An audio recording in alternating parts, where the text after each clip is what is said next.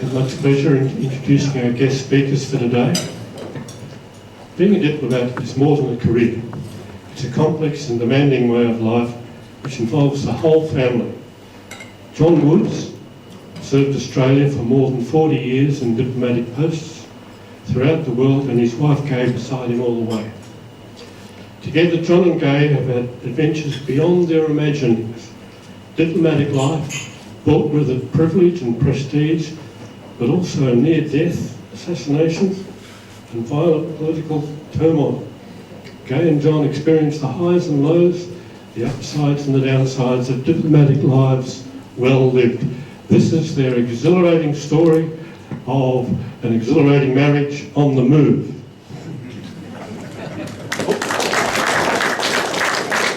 Good morning. Thank you so much for having us. We're absolutely delighted to be here. We've been looking forward to it for ages. Today we are hoping to amuse, entertain and enlighten you with our stories of Australian diplomatic life. Now, just to recap, diplomacy and its bedmate espionage have been practiced since ancient times all over the world. Northern Italians at the time of the early Renaissance wrote the first rules for modern European-style diplomacy. You can blame or praise them for designing diplomacy as a prestigious but discreet profession to be concluded at a proven distance from the eyes of the public. Spying is an even older, more discreet game. Intelligence services spend their time obtaining the secrets of others, protecting the secrets of their own, and engaging in covert activities other arms of government would rather disown, which I will leave to your imaginations.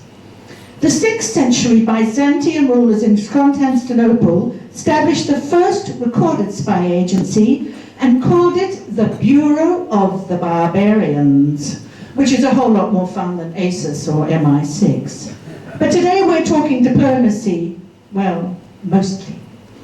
Despite the global presence of apparently more than 1 billion surveillance cameras and social media in all our lives, diplomatic life is still shrouded in mystery and intrigue. Centuries of protocol and precedence, privilege and luxury have lent it a certain kind of glamour. But what is it really all about, John? Well, diplomacy is the art and the means by which nations obviously conduct their affairs to safeguard and advance their international interests and to promote their political, economic, cultural and scientific objectives.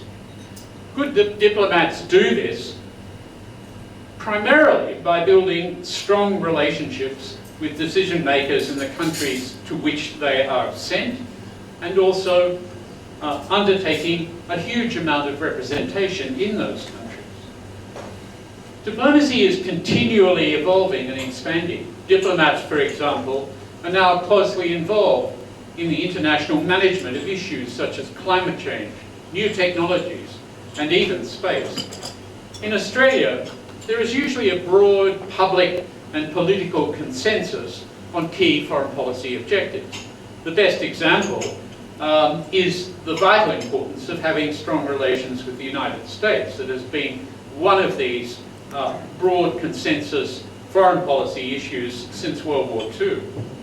However, there are also differences in the approach governments of different political persuasions take to pursuing our interests. The Albanese government, for example, took a slightly different political approach most recently to China compared with its predecessor, the Morrison government. So diplomats have to be pretty nimble, at times serving their political masters. So to be happy, It's all right. is it on? No, it's gone off now. To be happy and successful, all diplomats need insatiable curiosity about other countries, an abiding interest in foreign policy, excellent linguistic and other communication skills, and a willingness to spend at least half their working life outside their home country. They also need profound specialist knowledge and a deep understanding of their own country. And they need courageous, flexible, versatile spouses with a great sense of humour and brave and forgiving children. Winston Churchill once said that diplomacy is the art of telling people to go to hell in such a way they ask for directions. And apparently half the whole art of diplomacy is to say nothing, especially when you're speaking.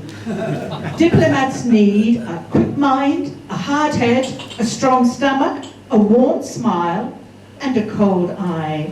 John, does this describe you? Just remind me, how did a 23-year-old farm boy from Inverell find himself studying Arabic in the so-called British spy school up in the mountains of Lebanon during the Yom Kippur War in 1973? What were you doing? Well, I hadn't figured on going straight into a war zone when I signed up with Foreign Affairs, but I'd always been fascinated in the world beyond Australia. I wanted to play a part in pursuing Australia's international interests. So I applied for the Department of Foreign Affairs, as it then was, in 1972. And I was, as I was completing my degree at the University of Sydney, and I was lucky enough to be accepted. My own introduction to this exciting, mysterious world occurred on December the 22nd that same year. It was a hot and steamy night in Melbourne, perhaps you remember it too, and I'd been partying hard in the lead up to Christmas. I was house sitting in Carlton for the summer, and my friends had left a spare key and a note to say that some chum from Foreign Affairs would be staying in the spare bedroom for a couple of nights. That night I got home late again, flung open the blinds and shutters to catch a breeze. The guy failed to turn up, and so I put on my nightie and went to bed. About 1 in the morning the doorbell rang. Oh damn. I leaned over the balcony and called out, apparently rather crossly, "Is that you?" And he said, "Well, I rather think it is, yes." I opened the door to the astonishing and really quite delicious sight of a very handsome young man standing there in his full University of Sydney squadron uniform, complete with a cap, at 1 in the morning. I asked him in. What chance did we have? A man in a uniform, a girl in a nightie.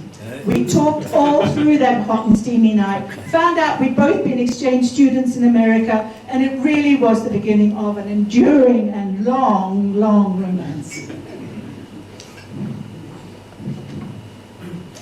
When John was posted off to study Arabic, I took off on my own for adventures in Europe, and a year later we were married in the same enchanting little 11th century church in England that my parents had been married in 30 years before. And so we embarked on a lifetime of living in mostly hot and steamy places. Saudi Arabia, the UK, Egypt, India, Venezuela, even Peru. Our last posting is 3/4 steamy jungle. They were all in their own ways the best and the worst of times. Worst of all was Egypt, but I'll come back to that. We began married life in the ancient Red Sea port of Jeddah. John was now the 3rd secretary in the just opened Australian embassy to Saudi Arabia. I was 23, he was 24, tremendously in love, hopelessly naive, and enthralled by all the romance and excitement of this exotic new life together. I guess even then we had read and heard enough to have glimpsed that there would be choppy seas ahead. Loneliness and the homesickness and heartbreak, the rumblings of revolution, political violence and presidential assassinations, the threatening tropical diseases and terrible despair that can strike at any time, and all of them happened to us. But just then we were up for it all.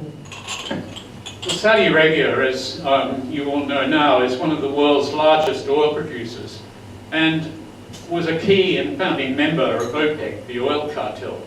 And you'll recall at the time of the Yom Kippur War in 1973, OPEC doubled oil prices.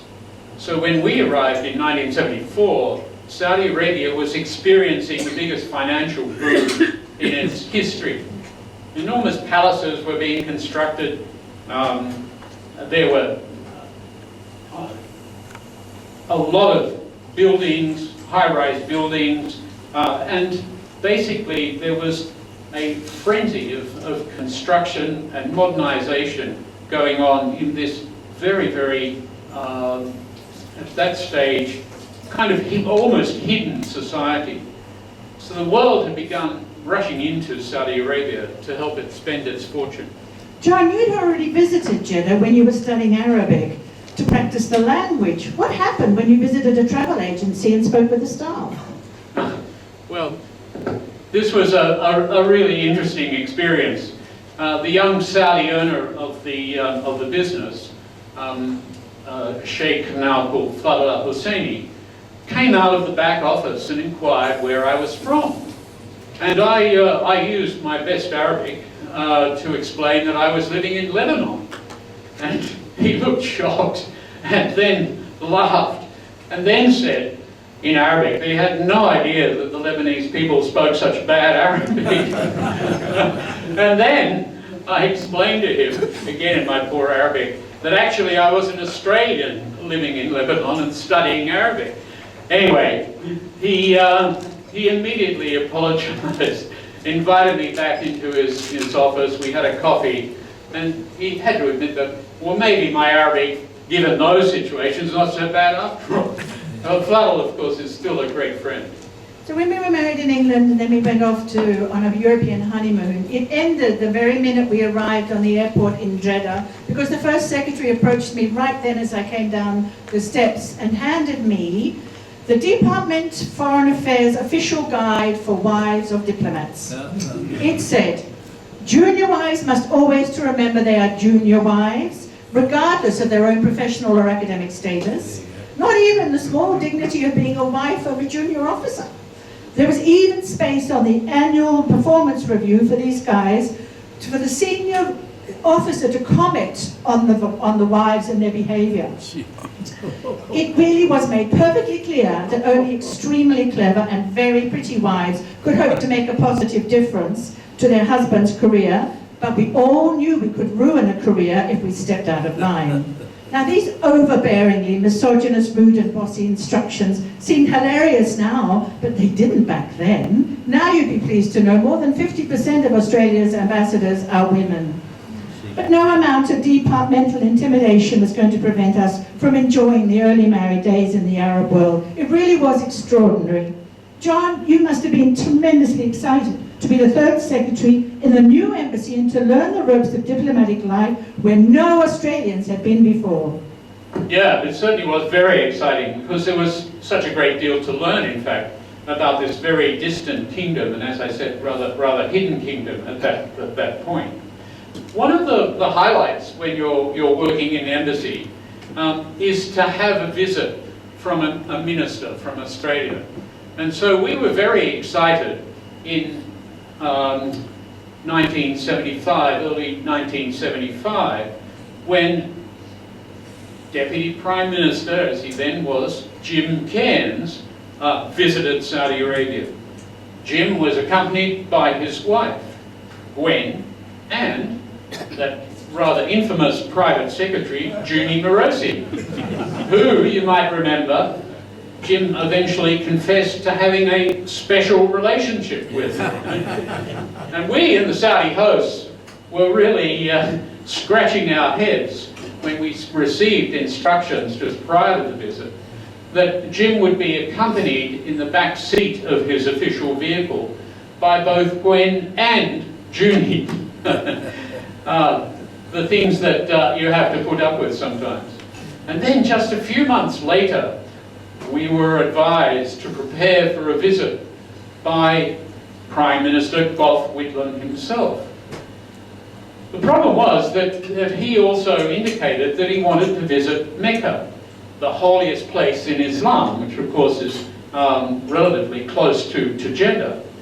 But Mecca is still haram or forbidden for non-Muslims or infidels.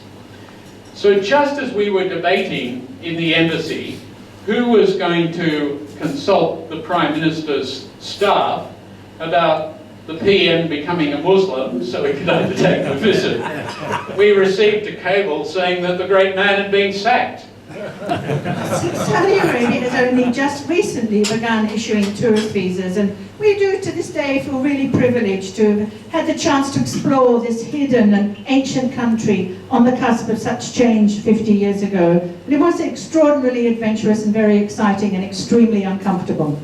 We lived in a funny little old Arab house on a dusty street without a name, but friends could find us by turning right at the brand new Rolls-Royce showroom. Islamic tradition did not permit all women to drive or to work outside the home, to travel without permission from their male guardian, or appear in public unless completely covered. Contraception and alcohol were and are strictly forbidden, though embassies smuggled grog in as medical equipment and office supplies, and even on one famous occasion, disguised as a grand piano that began leaking as it was unloaded at the port. It was common knowledge then, and maybe it still is true today, that expat spouses in third world countries must always find something to do on Mondays.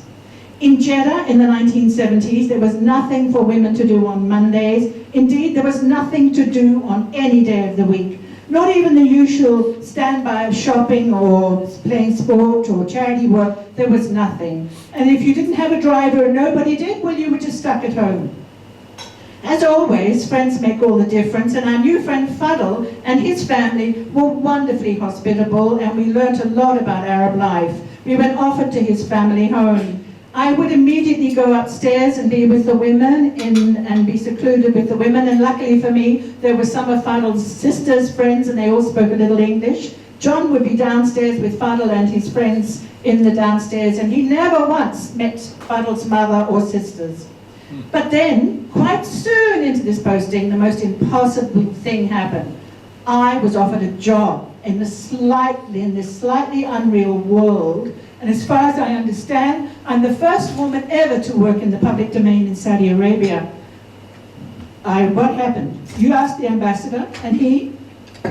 Well, the ambassador laughed, and when I told him about this offer, and said, well, of course, Gay must accept the offer, but you better start packing your bags, because I'm sure that the Saudis will throw you out of the country within weeks once they hear about it. So John was really supportive, as was the ambassador, of my efforts, though it could have blown his course and the ambassador's reputation right out the window. But for the next 18 months, I was the features editor for the first Saudi Arabian English language newspaper, the Arab News, which Derek tells me from when he was in Saudi Arabia is still going strong. This paper of record is still, I believe, widely read throughout the Arab world. Our second post in Egypt got off to a great start. John was deputy head of mission, and our daughter Angela was a baby when we arrived. For the first year, we loved the desert travel, these ancient pyramids, Egyptian hospitality. We just were so thrilled to be back in the Arab world, and we lived in a lovely large flat on the banks of the Nile. But our world fell apart in early October 1981 when John accompanied the ambassador to the annual military parade. Perhaps you remember that Egyptian soldiers jumped out of a truck and shot dead President Anwar Sadat and 8 others.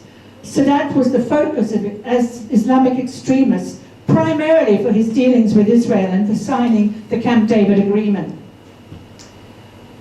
John was shot in the first... John was shot in the chest in the first volley of gunfire sprayed into the viewing stand behind Sadat. So you can imagine, there was massive chaos, panic, shambolic terror, screaming and crying, blood everywhere, people frantically trying to escape. And as soon as he could, the ambassador, dazed but uninjured, went in search of the car. This one was left alone and losing a lot of blood. He was shoved into an already crowded old Egyptian army ambulance and taken away. We had no idea where he was, no idea if he was alive, no idea what had happened to him. The Americans were marvelous, spread out around Cairo, and eventually found him in a really nasty little old Egyptian military hospital miles away. So this was the Kuba military hospital, and I was one of the injured kind of laid out in rows in the basement.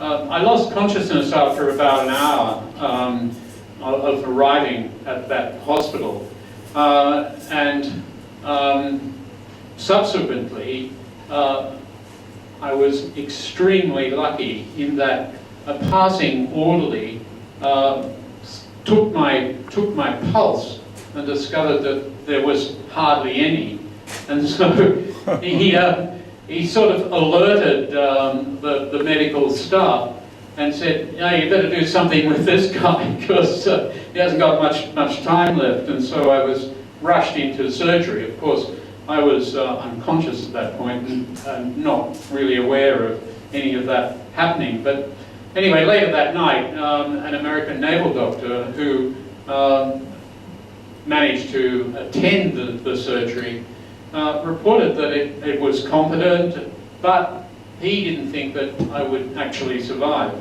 and that nothing more could have been done. Anyway, the ambassador was in touch with Canberra and conveying to Canberra at that stage what looked like might be very negative news. But the American doctor, I think, had really underestimated the skill of the Egyptian surgeon, and also perhaps my will to live. The hospital rang Gay the next morning very early to tell her that I was still alive, but only by a thread, and so she better come quickly. And meanwhile, the American government started airlifting out all the non-Egyptian injured in the shooting, except me, because I was too ill to move. So while we were doing our best to cope with this trauma and the great shock of this, the whole world in Egypt was on high alert for a possible military coup. I cannot tell you how tense and nervous and extraordinary it was to be a part of this activity. But this one hung on one day at a time, and we really did think that any night I would get the news that he had gone. My only really positive memory of that time, apart from the fact that he survived, was the elegant French wife of the Canadian ambassador, who drove miles every day across town in very tense Cairo to spoon feed John the finest homemade boeuf bourguignon. She used her most beautiful porcelain, delicate silver spoons and damask napkins. We hardly knew her, but I do believe she helped save his life.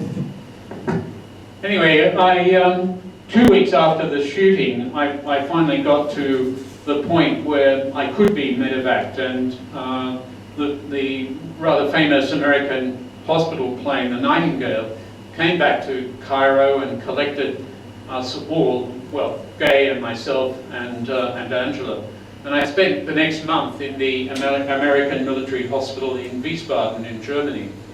The Australian government very kindly flew my parents in to join us. And then a month later, we flew back to Melbourne to stay with Gay's family in Kooyong.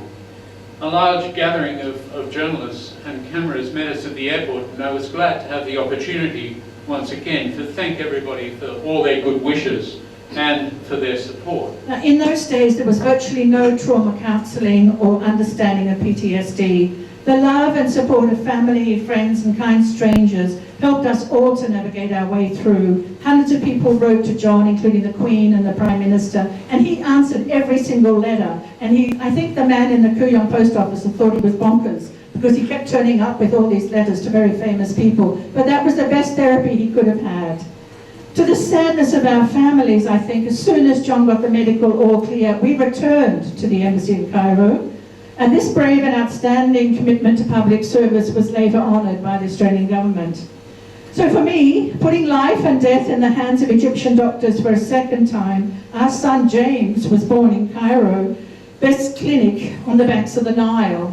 Cockroaches scurried about this little hospital, but this baby had been with me before his father was shot, so I was pretty sure he too was a survivor. At the end of this posting, John was offered a cross-posting from Cairo directly to the High Commission in London. I expect lots of you have visited Australia House in the Strand at one time or another. But London in the mid-1980s was like the crossroads of the world. Margaret Thatcher was at the helm, and it was the era of the Cold War. John was a counsellor in the High Commission, and I was able to study at London University and work at the Commonwealth Secretariat. We all quickly made lots of friends. Such a bonus when everybody speaks the same language.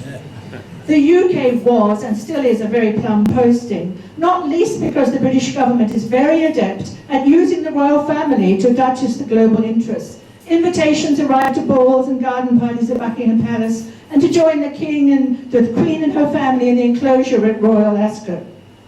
But more unexpected and exciting than any royal invitation was to wake up one September morning in 1985 to find a photo, a very old grainy photograph of a Russian diplomatic colleague, somebody we knew, splashed across the front page of almost every newspaper in the world. John, what happened then? Well, the Russian in question was a guy called Oleg Gordievsky, arguably the most influential double agent of the Cold War period. I was president of the London Diplomatic Association, and Oleg, later identified as the head of the KGB station in London, was a member of the association, using his cover as an ordinary Russian first secretary, mid-level diplomat. So when the head of the KGB station in London defected to the UK, as you can imagine, all hell broke loose. It was the spike in scandal really of that decade.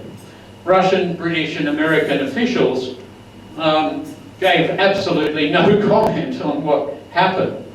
And desperate for context and detail and maybe even an updated photograph, several reporters contacted me in the High Commission. Now, sometimes diplomats need to say a lot but convey very little.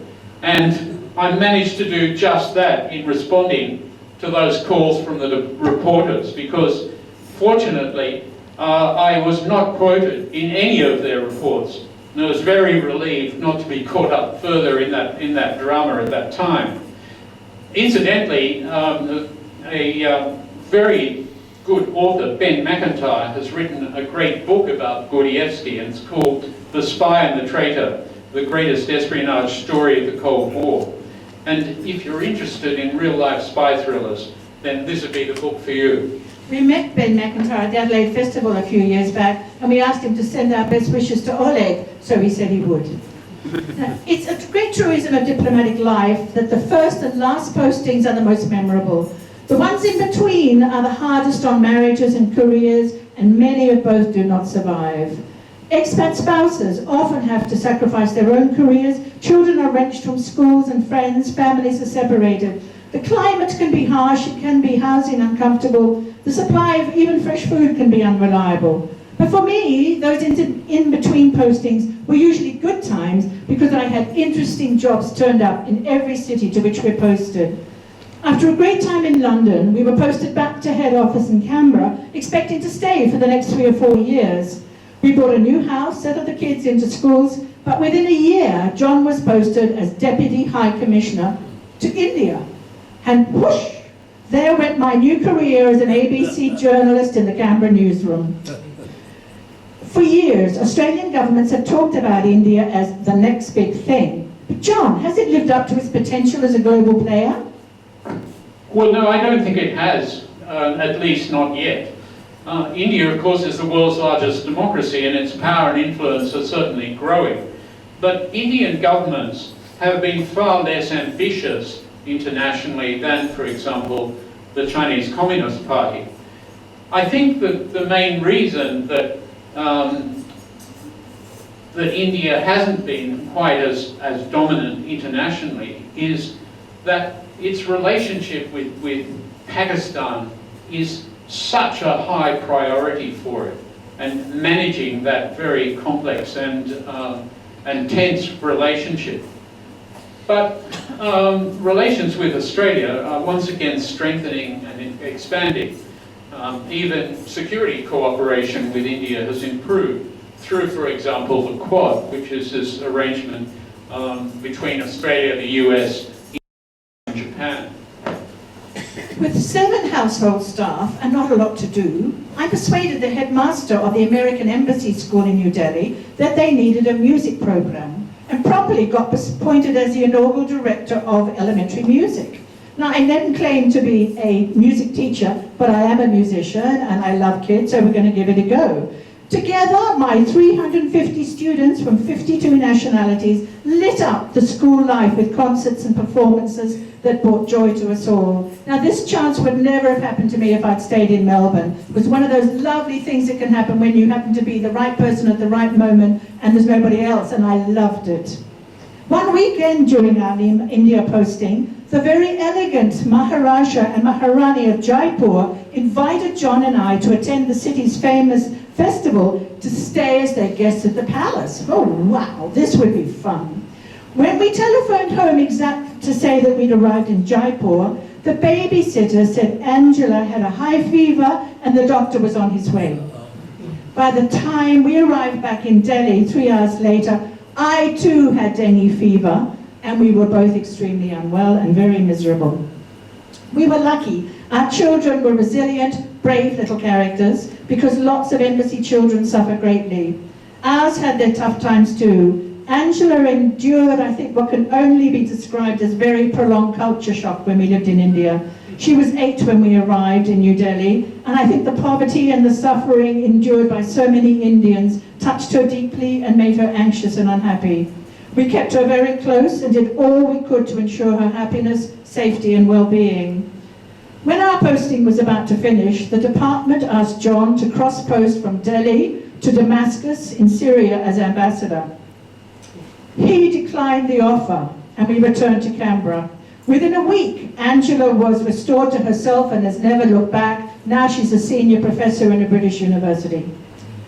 It's a really big thing for an ambitious, clever young diplomat to turn down the chance to be ambassador. And I am immensely grateful, I cannot tell you, for taking us home. It gave me the chance to develop my own career in Canberra and 10 years with the federal government and to keep the children with us through secondary school. Did you mind being back? It's awfully boring back in head office when you could be out there on your own as ambassador. Well, no, not at all. It turned out very well for all of us. It was hugely important that you could develop your career. And it was also a great benefit to be with our children as they went through secondary school. This enabled them to grow up in Australia without the distractions, really, of diplomatic life abroad. But it was also a very interesting decade in Canberra to be working on policy issues. I was involved in the UN consideration of the first Gulf War and the last stages of setting up the Australian-led UN Transitional Authority in Cambodia. And later, as director for the Koreas, I was involved in the first international attempt, which unfortunately wasn't successful, to limit North Korea's nuclear program. Year 2000 was a big year for us, and I expect it might have been for you too. We both turned 50, both the kids were very happy at Melbourne University. I just wrapped up a job running the federal government's communication program for the Millennium Bug. You remember about being alert but not alarmed? John had just put his hand up for a new posting. So we were on the move again, but where to this time? John's expertise in international energy politics was an important factor in his appointment as ambassador to Venezuela, which was the world's largest oil reserves. So there it was, a whole new world open to us. There was a new language to learn, huge amounts of reading to do to get up to speed with current events, a house to rent out, friends and family to farewell. The kids were thrilled at the prospect of South American holidays for them and all their friends. John, Venezuela boasts beautiful countryside and beaches and a wonderful climate. Though on the South American landmass, it has many characteristics of a Caribbean country. Did it feel like a holiday? Well, no, definitely not. I had a really quite a big job to do because while the embassy was based in Caracas, I had responsibility, non-resident responsibility for Colombia, Ecuador, Haiti, and the Dominican Republic. And being non-resident ambassador to these countries meant a lot of travelling and added greatly to my understanding of Latin America and that region.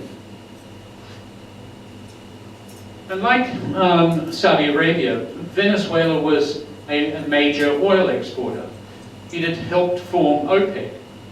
By the middle of the 1970s, it had become the richest country in South America, richer even than Brazil.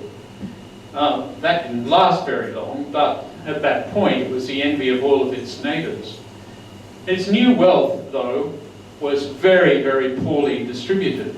And we arrived just at the time of the charismatic Presidente Hugo Chavez, who had taken office and was beginning his socialist revolution. Chavez set out wanting to end the poverty and corruption in Venezuela, but unfortunately his socialist and autocratic solutions only ended up making these issues worse.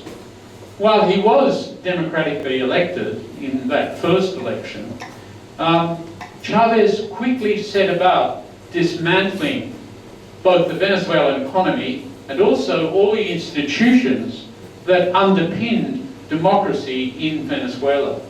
So the quality of life and public safety and security deteriorated rapidly, including while we were there. In December 2002, the oil company PDVSA went on strike, and it did seem like Venezuela would explode. At that very moment, our kids and a bunch of family and friends arrived for Christmas. We did our best to be merry for the week or two leading up to Christmas, but the atmosphere everywhere was very tense, and most Western governments and the embassies in Caracas decided to evacuate their families and non-essential staff from their embassies. On Christmas Eve, me, the kids and our friends were bundled onto planes, and the kids and I celebrated Christmas that year at an alligator farm in Florida. I spent the next couple of months alone in the residence in Caracas with a minimum of staff in the embassy, hoping that we would avoid a coup and further extensive violence.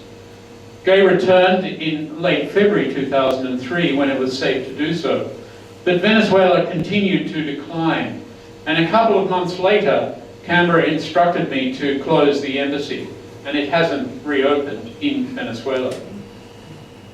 So the very sad thing is that Venezuela has now become almost a failed state.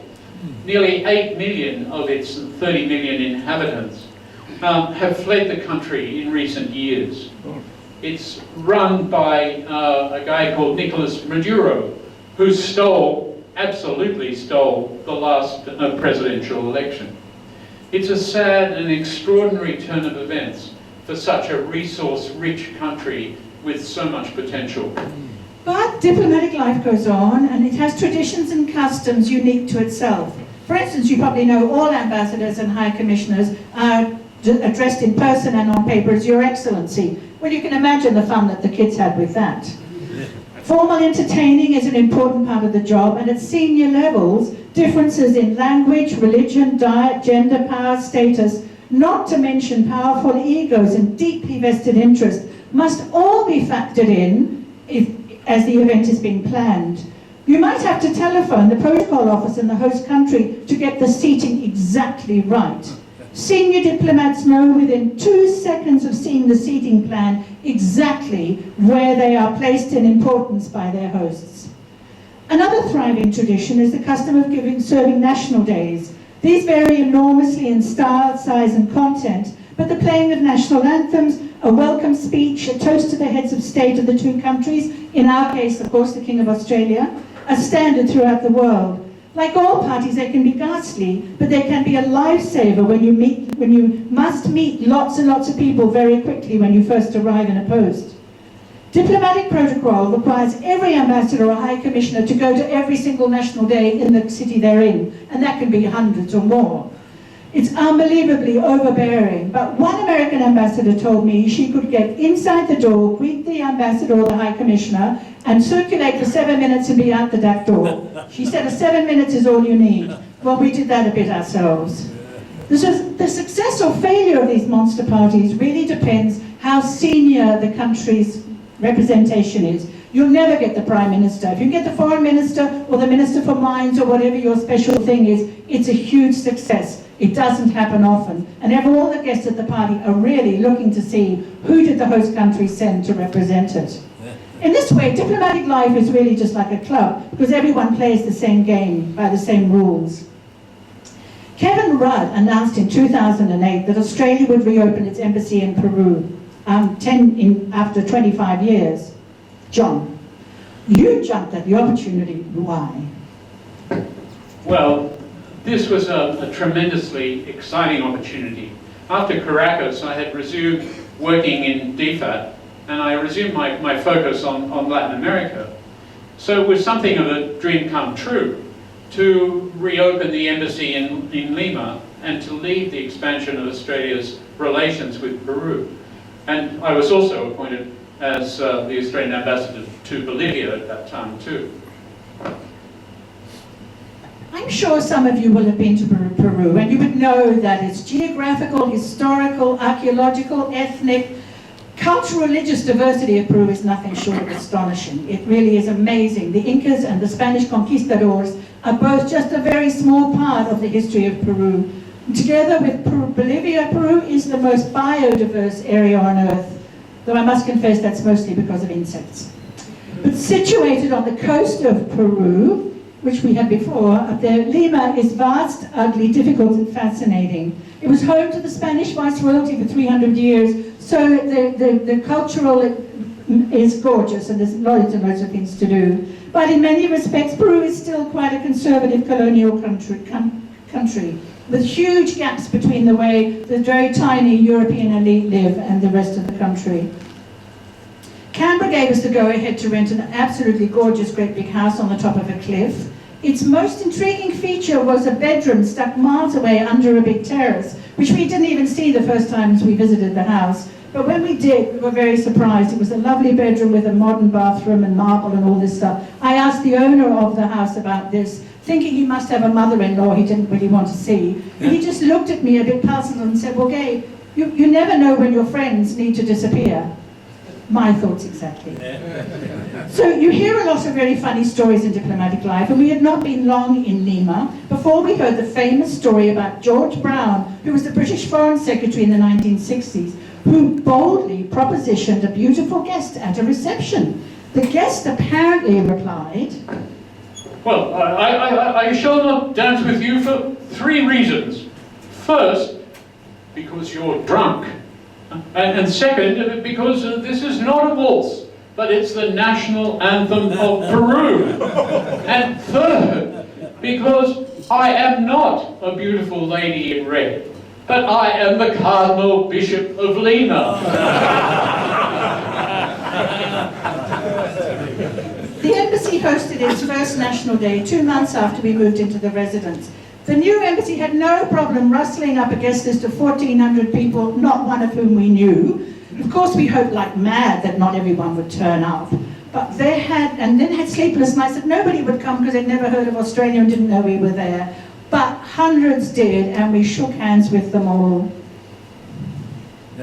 The Foreign Minister and the Minister for Mines and Energy both came to our first and subsequent national days, affirming each time that Peru was delighted that Australia was well and truly back in town and back in business in Peru.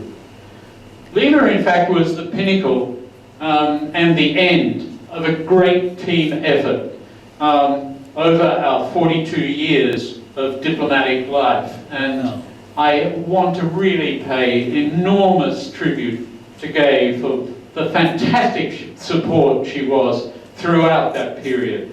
I couldn't have done it without her. She was absolutely wonderful, and still is.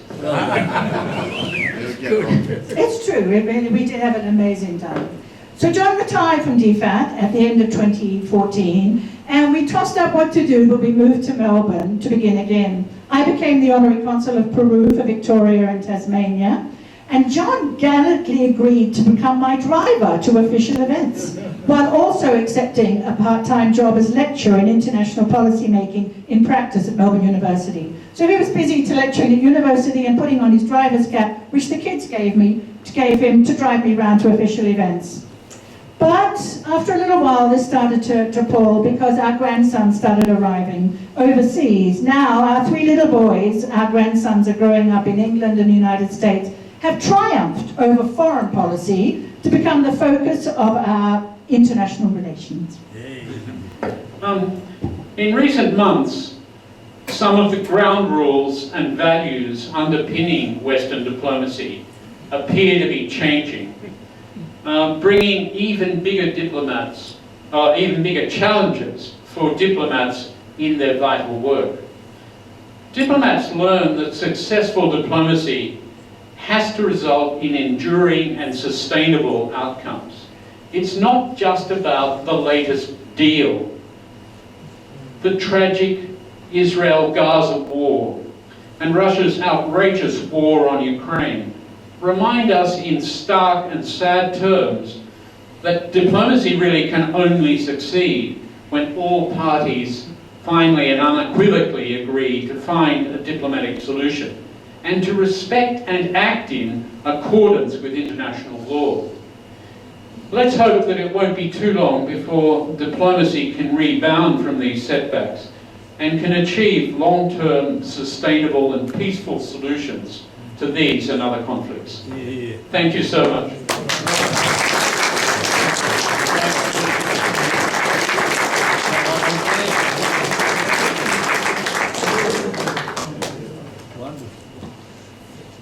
Hello. Thank you, Your Excellencies, very much. Before I call for questions, I have a very brief diplomatic story of my own. Princess Margaret had a notorious reputation as a difficult and demanding guest.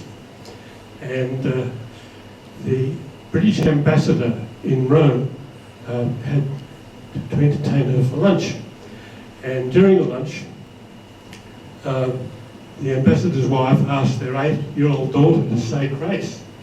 And the 8-year-old daughter sort of forgot and started again, and then the mother said, just say what Mummy told you this morning. It starts with, oh God. And the 8-year-old daughter said, oh God, why do we have to have this dreadful woman for lunch? So we have time for a couple of questions. Chris. What do professional diplomats feel when the plum postings, British High Commissioner to London, Ambassador to the US, go to Alexander Downer, Kevin Rudd, Kim Beazley, Joe Hockey? Yeah. I mean, what kind of a life do you live when all the top jobs go to the Pollies? We know that their government just wants them out of the way. Well, there you go. Look, there are lots of aspects to this. Australia is pretty good in that most of our diplomatic posts are filled by career diplomats. But every career diplomat knows that it's always within the preserve of the government of the day to fill those top diplomatic spots. Washington, London, you've mentioned, sometimes Tokyo, with ex-politicians. The argument being, and other people too, but typically ex-politicians, and the argument being that they can be even closer to the government of the day in Australia than a career diplomat.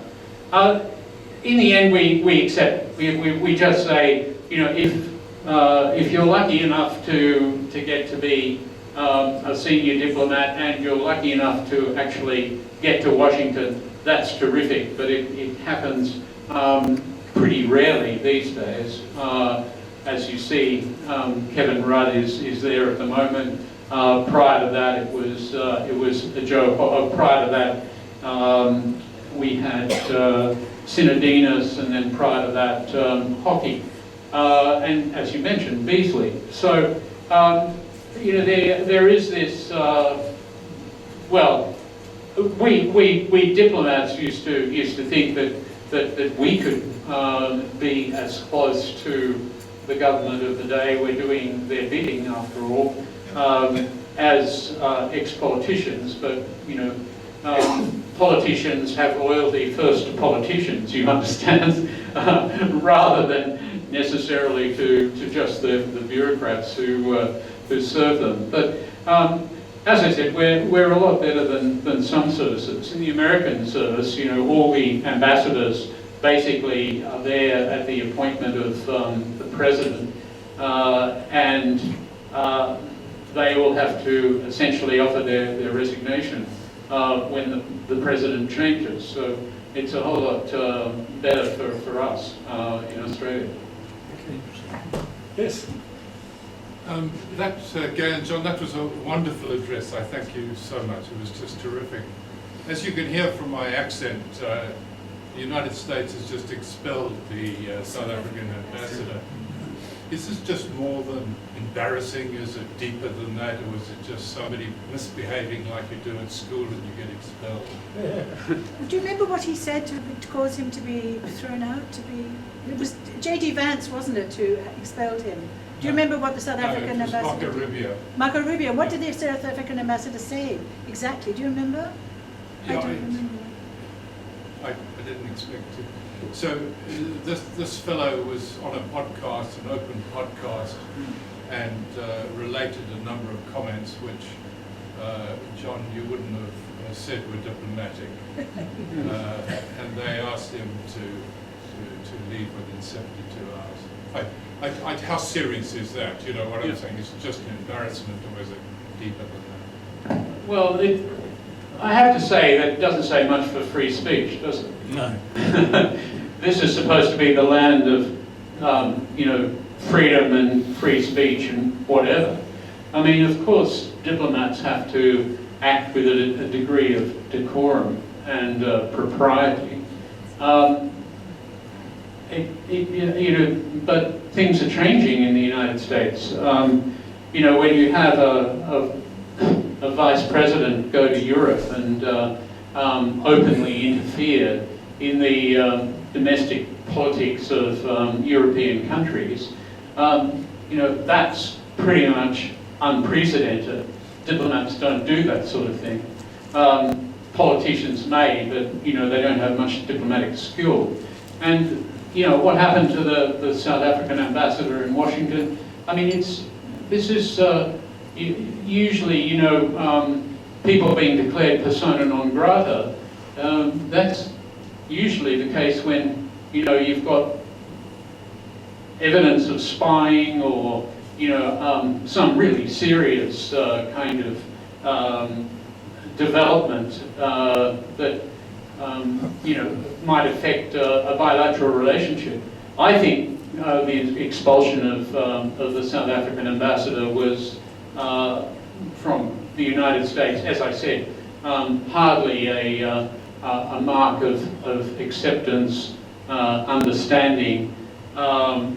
America should be actually bigger than that. The guy, no doubt, made a mistake, but in terms of maybe going out and maybe being a bit critical. But our own Kevin Rudd has been critical of Trump in the past, and this issue has arisen. But basically, relationships should be bigger than that.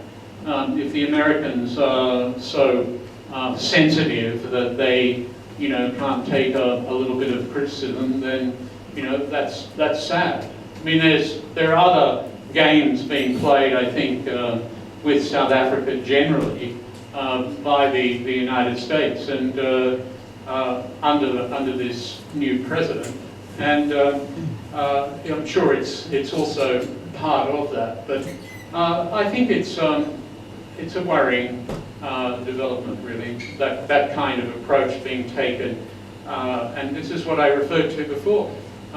What we've all taken to be established values, Western values, in the way we deal, particularly with one another, but also with other countries all around the world. Those are changing, or at least they're changing in some capitals, and I can't see that it's for the better. We've got time for one more question before lunch. David. I'm sure everyone in appreciation of your talk today can be at your place at 5 o'clock tonight for your evening cocktail party. Absolutely. We're serving Pisco Sour. Yes. With a slight twist in my question, do you believe that if all diplomats and politicians wore Western-style suits, there would be more peace in the world? Oh, that's an interesting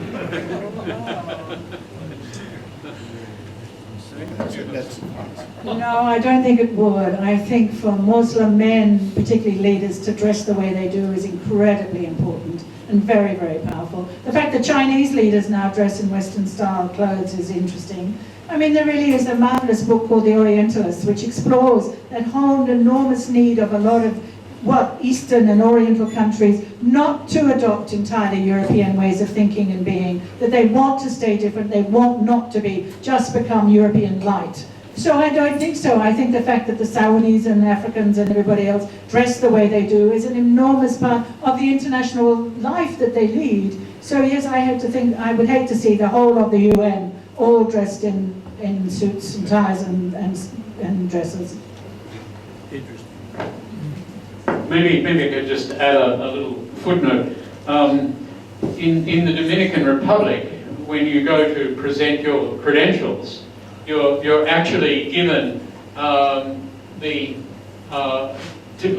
you're not given, but you're told that you must wear basically a white suit with tie, etc. That's part of their protocol. And it's just an amusing commentary, you know. Ambassadors presenting credentials or High Commissioners presenting credentials in Canberra.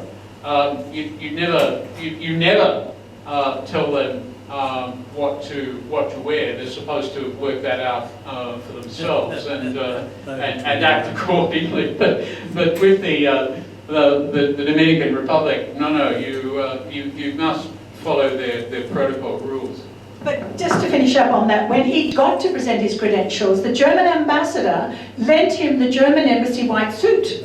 The German embassy kept one in the cupboard for every incoming ambassador, but they were much taller. So we have these hilarious photographs of John presenting his credentials and everything's squashed up and they've got great big cuffs on his trousers in this enormous German embassy suit. But it's not worth buying a white suit just for 20 minutes with the President of the Dominican Republic. It was very funny.